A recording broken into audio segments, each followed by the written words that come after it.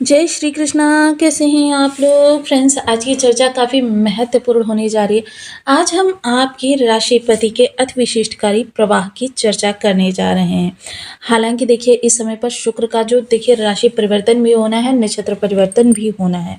दोनों ही परिवर्तन इस समय पर आगे पीछे होने जा रहे हैं, जिसकी वजह से आपके लिए शुक्र के प्रवाह पूर्णतया परिवर्तित होते हुए दिखाई देंगे।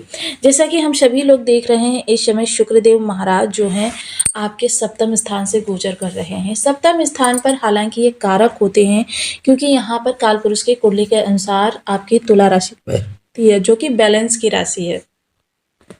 काफ़ी सारी चीज़ें आपकी, क्योंकि शुक्र यहाँ पर स्वतंत्र थे ही नहीं। जब शुक्र यहाँ पर आए तो कई सारे ग्रह पहले से विद्यमान थे, उसके बाद में सूर्यदेव महाराज है। लेकिन आपके लिए चीज़ें जो हैं, देखिए शुक्र अपने स्वतंत्र प्रवाह नहीं दे पाए। साथ ही साथ शुक्र जब सप्तम स्थान में होते हैं तो ये देखिए अन्य चीज़ों के लिए तो बहुत अच्छे होते हैं, लेकिन आपके दाम्पत्य जीवन के लिए बहुत ही कटु होते हैं। जीवन साथी के स्वभाव में बहुत ही ज़्यादा आपके कह सकते हैं कि ये एक विडंबना ही है कि शुक्र यहाँ पर कारक होकर भी उतने अच्छे प्रवाह नहीं दे पाते हैं। अब शुक्र जब राशि परिवर्तन करने जा रहे हैं तो ये आपके लिए किस तरीके से प्रवाह लेकर आएंगे, उससे पहले जानते हैं शुक्र क्या है, किस तरीके के ग्रह हैं। शुक्र देखिए जहां आपके आकर्षण, आपकी भौतिक सुख सुविधाओं को बढ़ाते हैं, आपके चार्म के कारक होते हैं, वहीं अध्यात्म के भी कारक होते हैं। ऐसा नहीं है कि शुक्र मात्र आपकी भौतिकता को ही बढ़ाते हैं, आपके आध्यात्मिकता में भी उनका बराबर का योगदान होता है। वहीं शुक्र देखिए ज्ञान विज्ञान अनुसंधान के लिए भी जाने जाते हैं। जैसा कि मैं एक बार पूर्व में भी आपको बता चुकी हूँ कि देखिए धन प्रत्येक ग्रह का अलग अलग होता है। अगर चंद्रमा के धन की बात करें तो ये आपके धन में निरंतरता लेकर आते हैं। बुध के धन की बात करें तो ये आपकी जेब में कितना कैश है उसको नियंत्रित करते हैं, उसका फ्लो सदैव बना रहे इसको सुनिश्चित करते हैं। सूर्य के धन की बात करें तो ये जॉब वाले व्यक्ति, जो देखिए प्राइवेट सेक्टर हो या फिर गवर्नमेंट सेक्टर, उच्च शासन प्रशासन या उच्च पद से प्राप्त धन जो होता है वो सूर्य का धन होता है। अगर चर्चा करें मंगल के धन की तो भूमि की खरीद फरोख्त, सेना, जितनी भी 5 प्रकार की सेना है उनसे जॉब करके प्राप्त धन, या उनमें किसी चीज़ की आप आयात निर्यात कर रहे हैं उससे प्राप्त धन, या बहुत ज़्यादा उद्यम करके किया जाने वाला प्राप्त धन जो होता है, या एथलेटिक्स स्पोर्ट्स के द्वारा जो धन प्राप्त होता है वो मंगल का ही धन होता है। अगर हम चर्चा करें शनि के धन की तो शनि का धन जो होता है वो होता है कल कारखानों से प्राप्त धन। बहुत बड़ी मिलों का मालिक बना देते हैं, उसमें आप जो धनार्जन करते हैं वो धन। लेकिन आप राहु के धन की बात कर लेते हैं। राहु का धन किस प्रकार से होता है? कभी कभी आपके जीवन में आप देखते हैं समय समय पर अनएक्सपेक्टेड धन आपको मिलता रहता है। Share market, stock market, lottery, सट्टा, जुआ, अनएक्सपेक्टेड धन के साथ साथ इन चीज़ों से प्राप्त धन जो होता है वो होता है राहु का धन। इसके अतिरिक्त अगर गुरु के धन की बात करें तो शिक्षण आदान प्रदान के द्वारा, शिक्षण संस्थानों के द्वारा, शिक्षण संस्थानों में किन्हीं चीज़ों का क्रय विक्रय करके जो धन आप अर्जन करते हैं वो गुरु का धन होता है। धर्म निरपेक्ष नीति नियम पर चलते हुए अपने कार्यों को करते हुए जो धन अर्जन करते हैं वो होता है गुरु का धन। गुरु भी बहुत धन आपको प्रदान करते हैं। केतु का धन होता है धर्म गुरु बनकर, जो आप धर्म गुरु बनकर धन प्राप्त करते हैं ये केतु का धन होता है। अब शुक्र का धन किस प्रकार क्या होता है? शुक्र का धन होता है देखिए आपके बैठे बिठाए इनकम के सोर्स। जैसे आपके बहुत सारे मल्टीप्लेक्स हैं, आपकी बहुत सारी बिल्डिंग्स हैं, उनसे प्राप्त रेंट, आपको जाना नहीं पड़ता, आपके पास धन आता रहता है। या ऐसे कल कारखाने जहाँ पर आपको जाने की आवश्यकता नहीं पड़ती, बस वहाँ से धन आता रहता है। ये धन जो होता है ये शुक्र का धन होता है। मतलब जो भी आपको बैठे बिठाए पीछे से अपने आप व्यवस्था होती रहे और आपके पास धन पहुँचता रहे, यह शुक्र का धन होता है। वहीं शुक्र और एक चीज़ देते हैं, बहुत सारे नौकर चाकर रखते हुए, बहुत सारी भौतिक सुख सुविधाओं को भोगते हुए व्यक्ति जो धन व्यय करता है वो शुक्र का धन होता है। अब यह शुक्र का धन जो होता है राजा के समान वैभव देता है।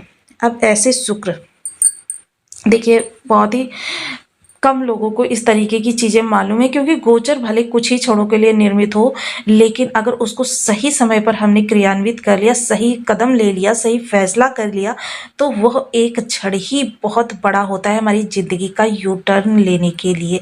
उसके बाद हमें कभी भी पीछे मुड़कर देखने की ज़रूरत नहीं पड़ती और आगामी जीवन हमारा सुख सुविधा संपन्न हो जाता है।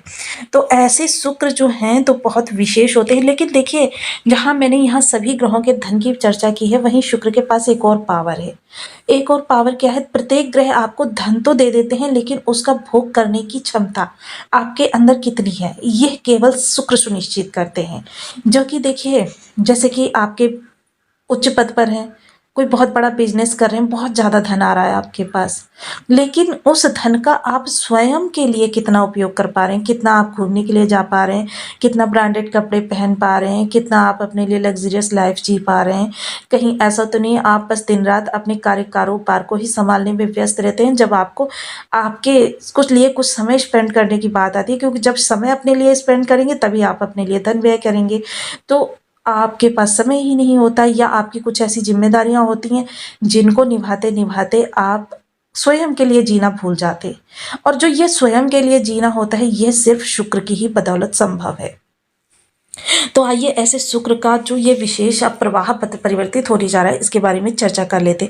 तो बनी रहिए हमारे साथ इस वीडियो में, एंड तक आपको बहुत कुछ जानने के लिए मिलेगा। यदि आपके लग्न में 2 नंबर बना हुआ है तो ये राशिफल आपके लिए। यदि कुंडली में कहीं भी चंद्रमा के साथ 2 नंबर बना हुआ है तो ये राशिफल आपके लिए। कुंडली ना होने की स्थिति में आप इसे नाम राशि से भी देख सकते हैं।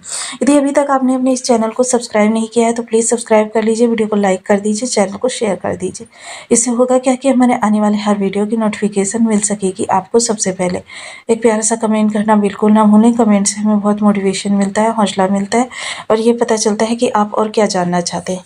शुक्र जो सप्तम स्थान में बैठे हुए हैं, इस समय ये अनुराधा नक्षत्र में प्रवेश करने जा रहे हैं। देखिए, शुक्र और शनि एक दूसरे से नवम पंचम है। अनुराधा नक्षत्र के जो स्वामी हैं वो शनिदेव महाराज हैं। अब शुक्र और शनि के बारे में हम सभी लोग जानते हैं कि एक दूसरे के कारक हैं, एक दूसरे के पूरक हैं। एक दूसरे के कारक पूरक होकर एक दूसरे को अपना प्रवाह जब देते हैं तो एक दूसरे के प्रवाह में एकदम से उछाल आ जाता है। और साथ ही साथ देखिए, शुक्र इस समय जब ये इस नवांश का भोग करेंगे, प्रथम नवांश जो होगा वो सिंह का नवांश होगा, जो यहाँ पर शुक्र अति विशिष्टकारी होते हैं। जब सिंह नवांश से भोग करेंगे तो इनका शुक्रादित्य राजयोग भी थोड़ा सा एक्टिव होगा, जिसकी वजह से आपकी सुख सुविधाओं में विशेष वृद्धि होती हुई देखी जाएगी, आपके व्यापार में उन्नति होती हुई देखी जाएगी। आपका व्यापार पहले की अपेक्षा इस समय पर ज़्यादा रफ्तार पकड़ता हुआ देखा जाएगा। पारिवारिक जीवन से कलह थोड़ी सी कम होगी, और आपके जो डेली इनकम है उसमें थोड़ा सा इजाफा होता हुआ देखा जाएगा।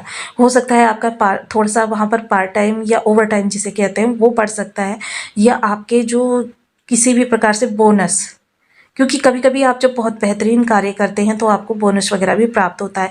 देखिए, डेली इनकम में 2 प्रकार के लोग आते हैं। एक वो जो सुबह से शाम तक परिश्रम करते हैं और शाम को उनको पारिश्रमिक मिल जाता है।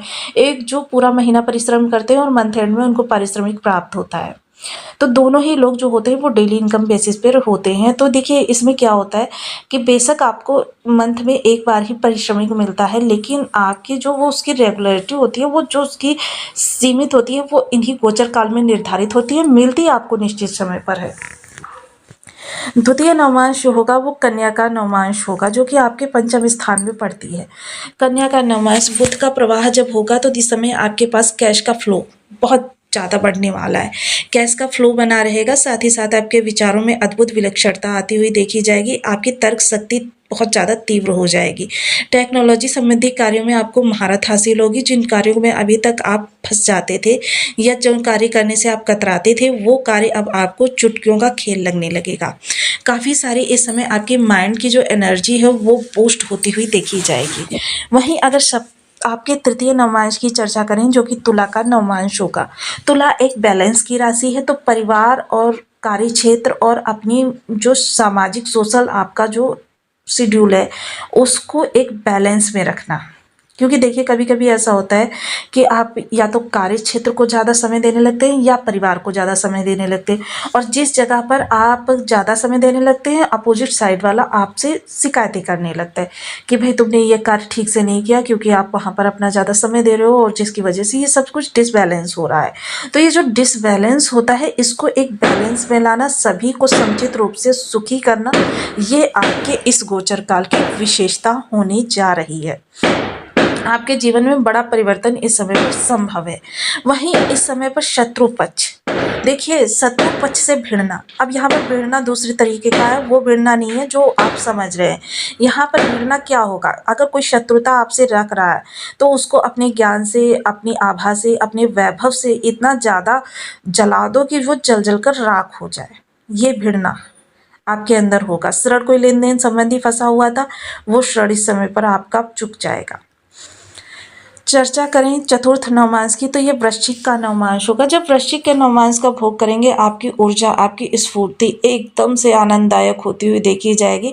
ऊर्जा और उत्साह का अगर सही तरीके से समन्वयन कर लिया जाए तो फिर जीवन में कुछ भी दुष्कर नहीं होता है। मंगल का विशेष प्रवाह रहेगा तो आपके अंदर कार्य करने की क्षमता भी बहुत ज़्यादा रहने वाली है। डबल एनर्जेटिक पावर आपके अंदर रहने वाली है, विचार शक्ति बहुत तीव्र रहने वाली है, और इस समय धन किस प्रकार से और ज़्यादा लाया जाए, ये इस गोचर की विशेषता रहेगी। साथ ही साथ इस समय शुक्र के कुछ विशेष उपायों की चर्चा कर लेते हैं। सबसे पहले ओम सुन शुक्राय नमः, इस बीज मंत्र का आप 1 माला, 2 माला, 5 माला, 7 माला, 11 माला का जब नियमित अपनी सुविधा अनुसार करते हुए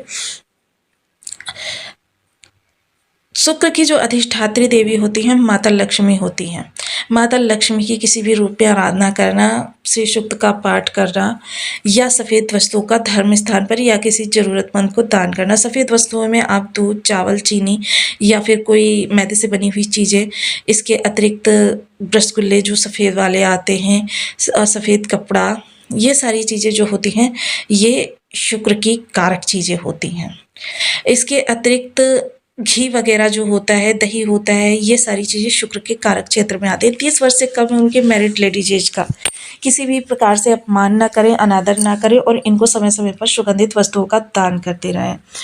13 वर्ष से कम उम्र की कन्याओं को शुक्र की खीर का भोग लगाएं प्रत्येक शुक्रवार को, यह आपके